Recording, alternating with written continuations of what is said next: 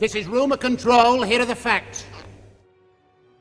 Hello, everybody, and welcome to a video episode of Perfect Organism, the Alien Saga podcast. Well, this is kind of a bit of a news update. It's been a while since we've seen you guys, or we've seen each other on video, so we felt like it was time to come to you and talk about sort of some things that are happening in the alien news stratosphere. A few things, a few minor yet major things. At the same time, it's a very quiet time. Since post-merger, we don't really know what's happening with the films. There are some things happening with the expanded universe. We're on the heels of the 40th anniversary of Alien. It's been a pretty crazy year with the short films and Memory, the origins of Alien, the documentary that came out that we just reviewed actually in our last episode. So today we are here to talk about a couple things. First one being big news about J.W. Rinzler is working on a book called The Making of Aliens. And I guess the news was they loved the Alien book so much Titan and probably Fox/Disney said, would you like to make a book on aliens? And J.W. Rinzler agreed, and it's coming out on April 20th, I believe, of next year, 6 days before Alien Day 2020. So that's pretty exciting. That's a lot of research to do in that little time. So this must have been part of a multi-book deal or something, like where, contingent upon the success of the first book. Because there's so much in the making of Alien. I mean, I'm not done with it yet, and I've been reading this thing on and off for 2 months now. It's an amazing, amazing book. So if the making of Aliens is anywhere near as in-depth as this, we are in for a freaking treat. That's going to be amazing. Yeah, he probably started working on this sometime last year. I mean, you can't work on a book. I mean, I have that book right down there on the floor. It's huge. You have it too. It's massive. Yeah. I'm sure you don't hear that very often. Sorry. Your mama disagrees, Jamie. Oh. It's huge. And it's also very much, it's so, the best part of it, like we've addressed previously a little bit, is that it goes so into detail on like just the day-to-day progress of the film, like what was going on this specific Tuesday of the shoot, like who was there, what they were working on. It's very granular. And that's why it's very new. And that's part of why I didn't love Memory, the origins of Alien, is because I didn't want it to be a granular behind the scenes look, but I wanted it to present very new things for us to sort of talk about. I do want to say though, and I don't want to necessarily move off this topic yet, but and I know we're going to talk about the fact that Alien is in theaters as of this week and then is going to be out. When I got to see it again yesterday or 2 days ago, I was struck by some things that in Memory that I was thinking about as a result of having seen the documentary. So I'll say that for the end of this video. But it wasn't a complete write-off for me as a documentary. No, I mean, I think it's fine that we talk about it for a minute. I don't write it off either. I think that there's some amazing things. There's some amazing insights from the mouth of Diane O'Bannon, Dan O'Bannon's wife, that I feel like really save parts of that documentary. I just think as a whole, it's not successful. As a whole, it meanders and it doesn't really have a cohesive story. And that's important in a documentary. If your documentary doesn't have a point or a cohesive story, it's not, I think fandom's sort of echoing that. There are some people who are like, well, I was entertained. I'm not one of those people who are like, yeah, I was entertained. I want to be more than entertained. I want to be engaged. Those are two separate things. Michael Bay's films can entertain me, but they don't engage me. That's why I don't watch them. Anything can entertain me, but they're not engaging. And I really wanted to be engaged by Memory, and there were parts of it that I were, for sure. And most of it I wasn't, because it was just information we'd heard before, or it felt reaching. But I'm glad it was made. I'm glad it's been released. I think it was the right time. And I'm sure we'll see more explorations. I don't know how much more they could tell, but I'm sure we'll see more. And there are things in it that are great.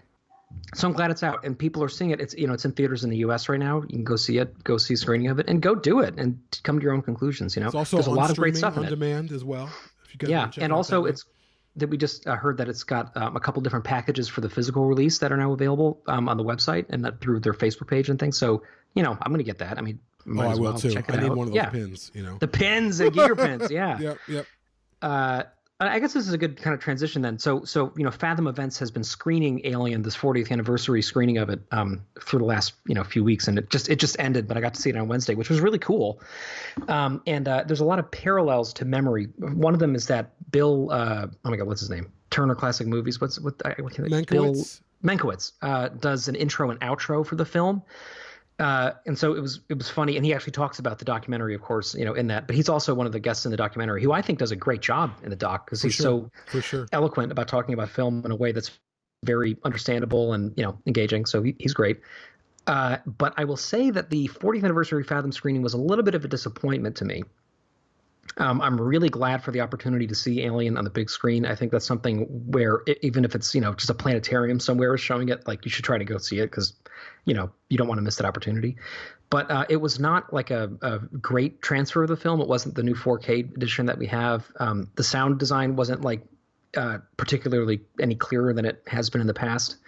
And Bill Mankowitz's intro and outro were actually garbage, I thought, and I was super surprised by that because I had a lot of respect for him in the documentary. But he basically just summarizes the movie and has a lot of factual errors in it. He mispronounces names and he says some things out of order and they're incorrect. So part of the selling behind this was like come for behind the scenes, like we've come for like special footage and special features, but it was really just an additional 4 minutes of like kind of useless stuff.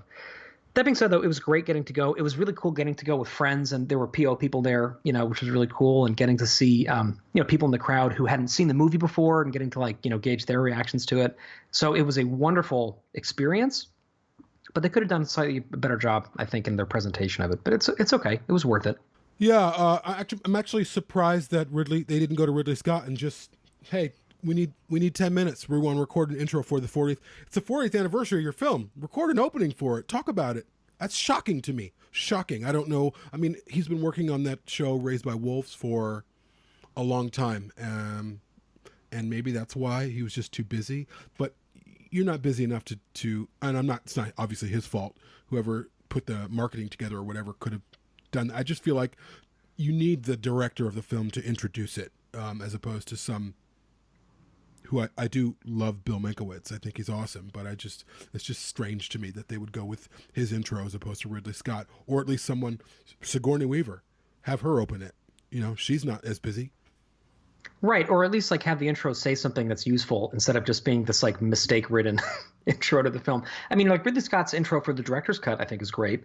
And that's something, if they had screened the director's cut, that would have worked well. But they also didn't screen the director's cut. So it was just sort of an interesting experience. But it was very fun. And getting to see that cut of it on the big screen was such a trip. And I loved it. So, yeah. Speaking of movie, there's another rumor flying around about a Hulu series. And it's coming from an outlet called We Got This Covered, I believe. And they've posted stuff before talking about things that they know. Really, from what we know, there's a lot of ideas in development. Nothing is solid, nothing. And you're not going to see official announcements. You're not going to have any type of official anything posted by people who don't work in the industry. End of story.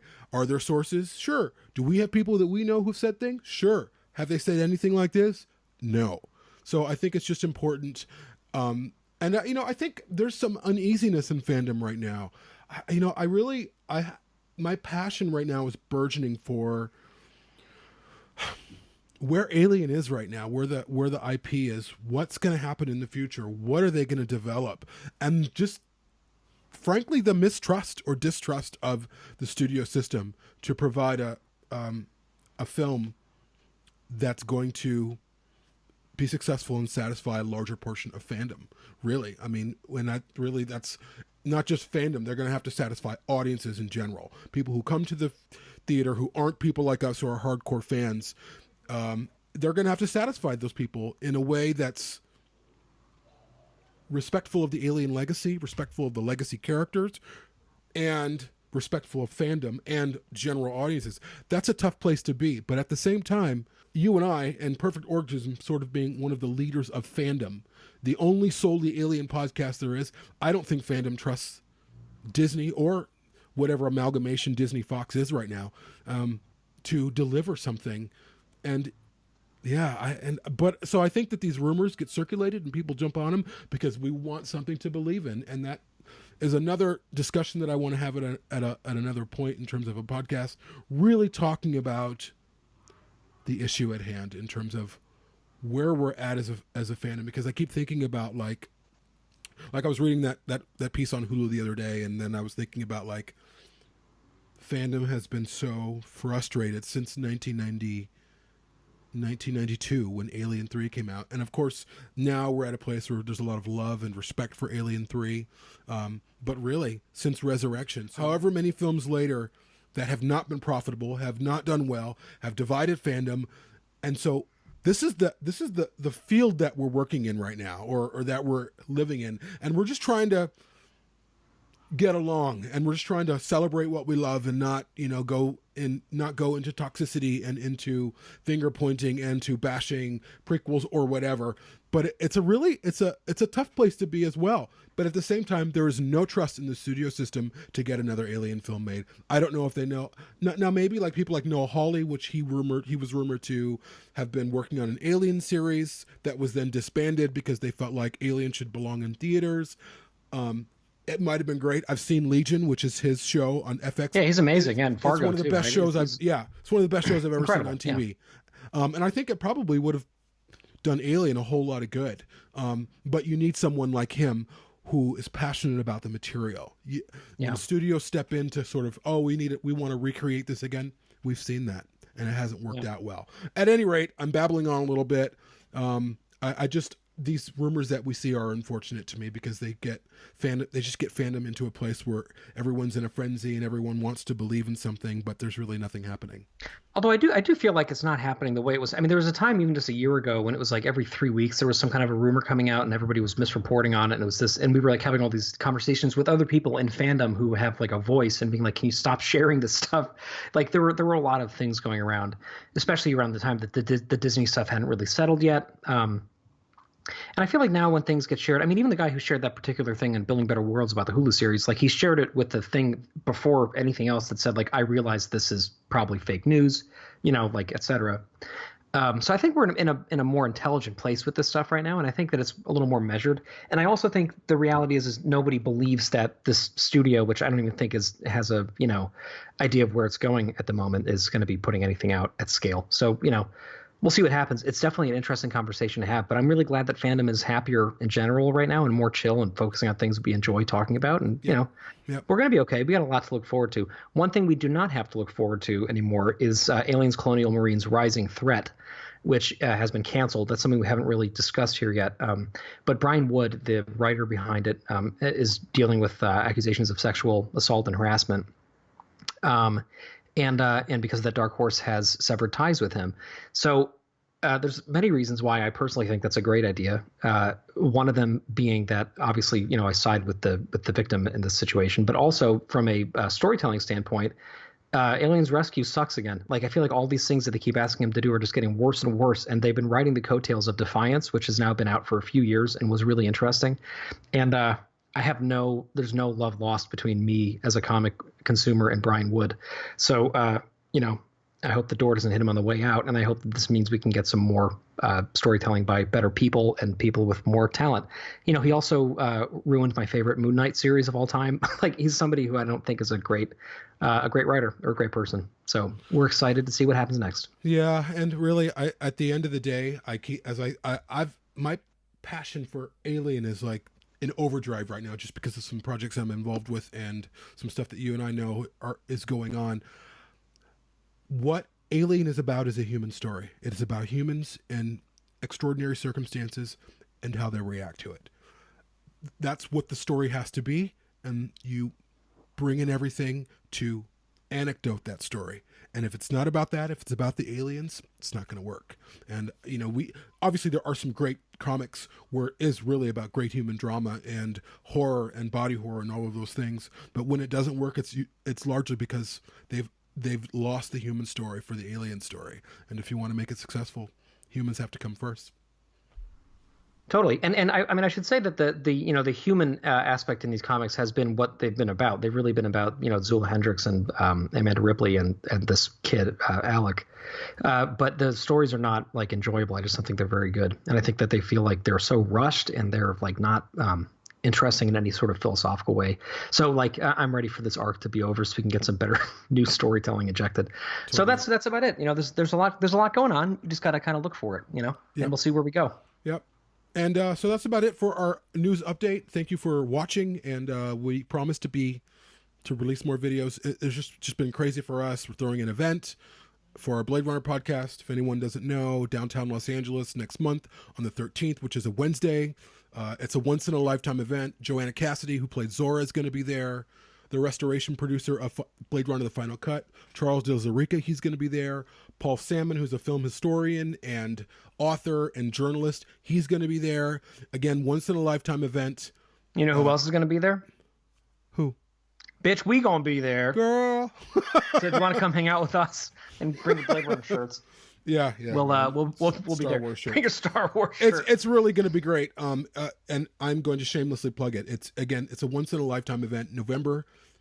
Los Angeles, November 2019, an event downtown Los Angeles in the old Pacific Stock Exchange building, which feels like it was used in the film. It's amazing. Just so right for the event that we're throwing, and everyone involved in it. It's going to be a lot of fun. It's going to be fun for us. It's a lot of work, but it's been great. So we would love it if you guys were to attend.